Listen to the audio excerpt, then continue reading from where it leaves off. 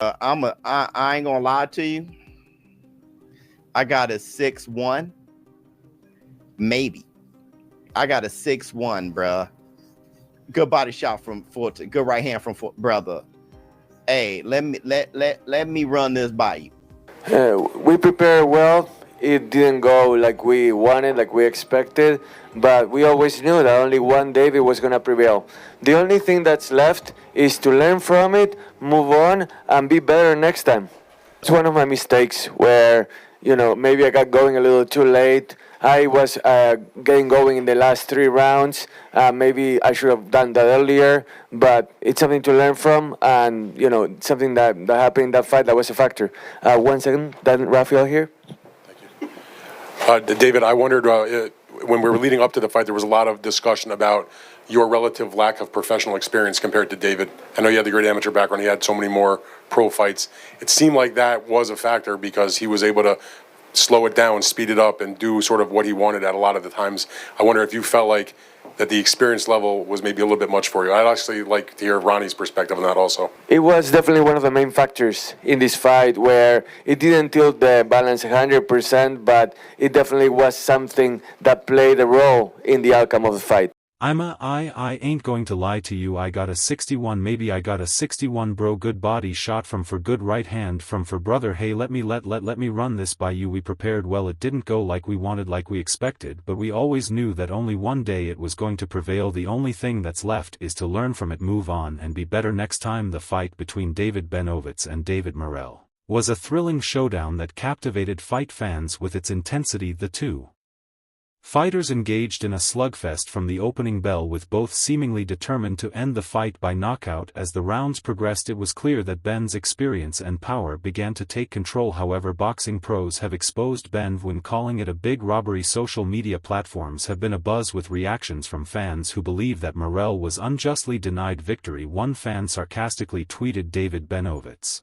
gets arrested outside the arena after robbing David Morrell," encapsulating the sentiment that Morrell was the rightful winner. John Tank Davis weighed in on the bout, expressing surprise at Morrell's agility given his size. Tank said, "This my first time seeing Morrell fight. Suinsue to be that size." In a now deleted tweet, Davis went further, accusing the referee of cheating, suggesting that the officiating may have been biased in favor of Benavidez. Prominent sports journalist Ariel Helwani praised the match's intensity, stating, "This Benavidez x Morrell fight is sick, just as good if not better than expected. Love it." While Helwani's comment focused on the fight's entertainment value, it also highlighted the closely contested nature of the bout. Combat Sports analyst Capoza noted the dramatic turn in the final rounds, observing, "Just when that fight settles into a rhythm, Morrell turned up the drama in those final rounds. Great fight, not difficult to score, but that delivered as an anticipated." This remark shows the belief that Morrell's performance in the later rounds was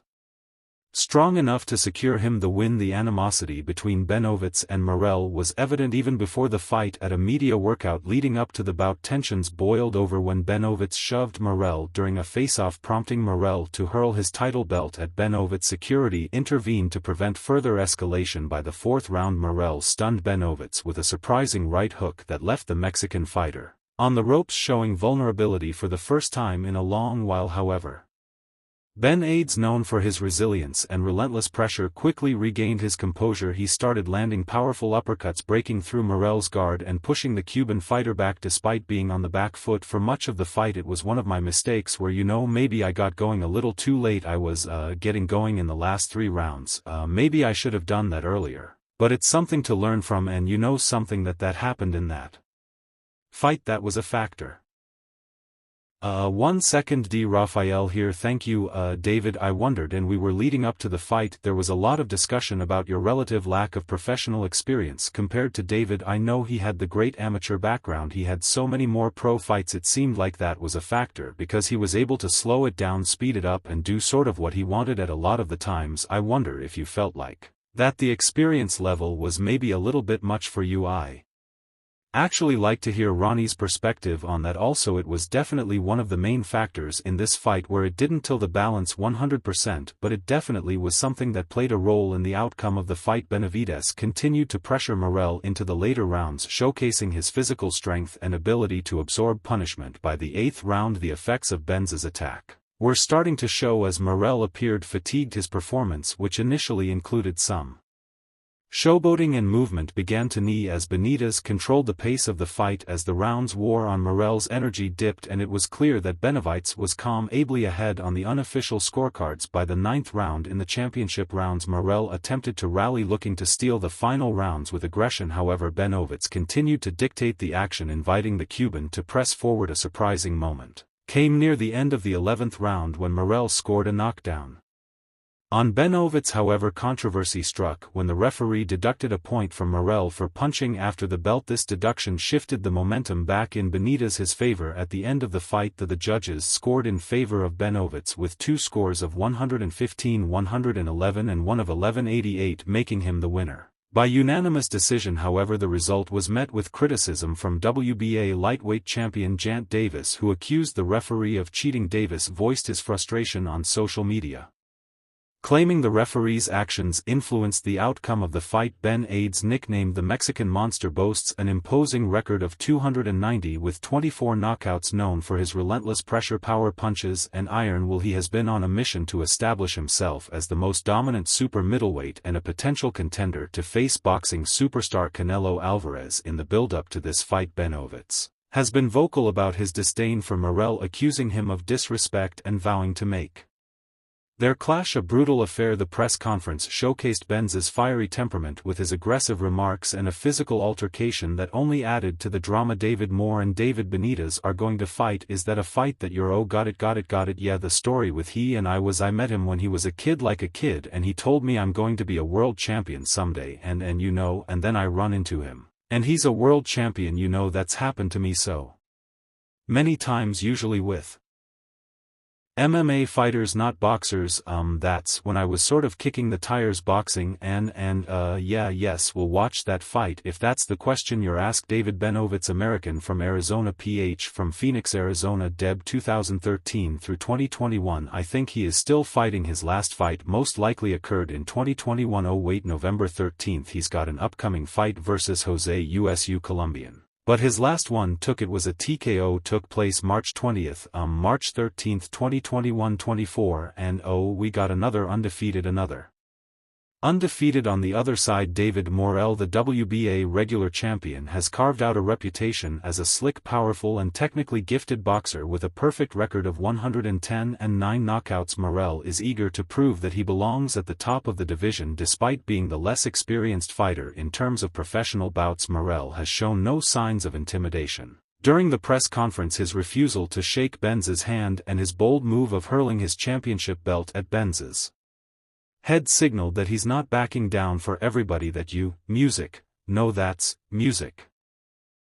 It look the BST round is this time is the really secret, and I plan before I think so plan have the too much power for Ben, so he's the big guy, he has a stronger too, so you have like the good lefts, you tr it hard, you have power, you have everything. No, not nothing. For you I can't dance move, I can can. That's it. The tension between Benavidez and Morrell erupted during a media workout in Miami on December 17, 2024. There animosity boiled over into a physical altercation, escalating the anticipation for their forthcoming light heavyweight title fight. Benavidez has also highlighted the personal animosity between him and Morrell, noting he doesn't like me, I don't like him. This tension has been evident in their pre-fight interactions, including a heated exchange during a media workout where Benz shoved Morrell, leading to Morrell throwing his WBA interim title at Benavidez. Canelo Alvarez, the undisputed super middleweight champion, did not mince words, asserting Benavidez won that fight. It's clear they don't want him near me. The sport deserves rematches. When it's this controversial, Alvarez's comments hinted at long-standing speculation about boxing politics deliberately sidelining Benavidez, a relentless challenger, from securing a career-defining bout against the sport's biggest star. His call for an immediate rematch echoed a broader sentiment among fans and pundits who viewed the decision as a barrier to the matchups the public demands. The rivalry between Canelo and Benavidez has been one of the most talked about topics in boxing over the past few years. The tension between the two fighters stems from Benz's persistent challenge for Canelo's super middleweight titles, which Canelo has avoided in terms of moving back down to 168. Is that out the window now? I'm not going back down to 168. I don't care if Canelo if you wanted to fight me and told me to go down to 168, I don't care. About that money I don't care about none of that. I was at 168 for a while, 3 years I was #1 contender. I was not given that opportunity, so now I'm here at 175 fighting the guys that have balls. I actually take on their #1 contenders. Have you completely lost hope in that fight?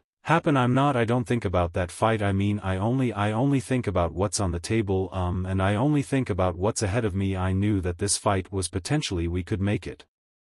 We made it happen. Now I'm only thinking about this fight and then unifying the titles. After Andre Ward, the former champion turned ESPN analyst, offered a more measured but pointed analysis acknowledging Morrell's technical prowess while siding with Benz's case. Morrell's defense was brilliant but effective aggression should have swayed this. Benitez did more to win rounds, Ward remarked, highlighting the tension.